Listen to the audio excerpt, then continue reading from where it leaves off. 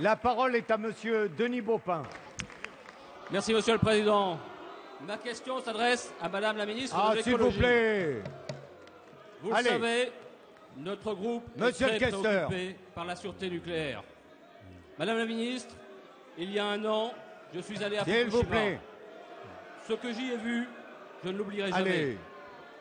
Dans les yeux des habitants, ça va, il a compris. Maintenant, vous écoutez. Poison invisible, présent partout, dans l'air, dans l'eau, dans l'alimentation.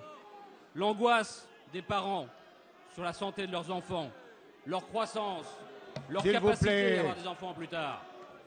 L'angoisse des agriculteurs, dont la terre, le bétail, l'outil de travail est inéluctablement ruiné.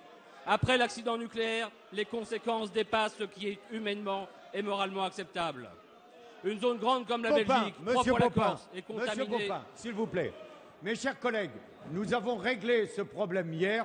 Maintenant, oui, il y a eu une conférence des présidents et nous avons réglé ce problème. Maintenant, c'est Monsieur Baupin qui a la parole. Allez-y. Je vais reprendre. Une zone grande comme la Belgique, 3 fois la Corse, est contaminée et inhabitable. Les conséquences sur la santé se répercuteront de génération en génération. Depuis Fukushima, l'autorité de sûreté nucléaire française reconnaît enfin qu'une catastrophe d'une telle ampleur est possible dans notre pays, contrairement à ce qui était prétendu jusque-là. Cela nous conforte qu'en matière de sûreté nucléaire, ce qui doit prévaloir, c'est la tolérance zéro. Hier, les commissions des 2 chambres parlementaires ont validé le candidat proposé par le gouvernement pour diriger dorénavant l'ASN. Notre groupe a choisi de ne pas voter pour cette proposition. Non pas que le candidat soit incompétent, mais parce que depuis toujours, nous dénonçons la consanguinité au sein des instances nucléaires, la prévalence partout du corps des mines. Ils sont des obstacles à l'indépendance de la sûreté et à la capacité de l'ASN d'imposer une véritable culture de la sûreté au sein des entreprises nucléaires. L'expérience de l'ASN japonaise nous donne raison. La preuve en est le nombre d'avis de l'ASN non respectés, la dérive de la sous-traitance, les incidents qui se multiplient, sans que jamais l'ASN ne prenne des sanctions. Il faut donner un coup d'arrêt à cette dégradation continue. La parole est à Delphine Batho, ministre de l'Écologie, du Développement durable et de l'Énergie. Merci, Monsieur le Président, Mesdames, Messieurs les députés. Monsieur le député Denis Baupin, j'ai bien entendu votre question qui porte sur un sujet sérieux.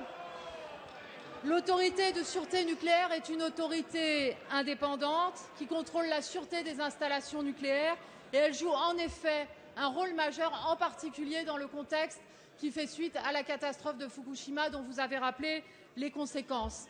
Et puisque vous m'en donnez l'occasion, je voudrais rendre hommage à André-Claude Lacoste, dont le mandat à la tête de l'ASN arrive à échéance le 12 novembre prochain, qui a montré dans ses fonctions une détermination totale pour faire passer la sûreté nucléaire au-devant de toute autre considération, pour imposer les prescriptions de l'ASN aux opérateurs, qui a fait preuve d'une autorité morale, d'une autorité technique qui fait référence partout dans le monde. Et je voulais lui rendre hommage, en particulier pour le travail qu'il a fait dans les évaluations complémentaires de sûreté à la suite de la catastrophe de Fukushima.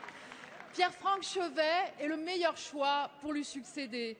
C'est un grand serviteur de l'État. Il a travaillé 9 ans aux côtés d'André-Claude Lacoste. Il a exercé, dans le cadre de ses fonctions à la tête de la DGEC, la tutelle de l'État sur les opérateurs de l'énergie. Et je voudrais remercier le Parlement de la confiance qui lui a été accordée dans le cadre de la procédure qui est prévue à l'article 13 de notre Constitution. Le choix du nouveau président de l'ASN, c'est le choix de l'intérêt général, c'est le choix de la sûreté, c'est le choix de l'intérêt de la France et c'est le choix aussi d'une autorité de sûreté qui doit rester une référence partout dans le monde.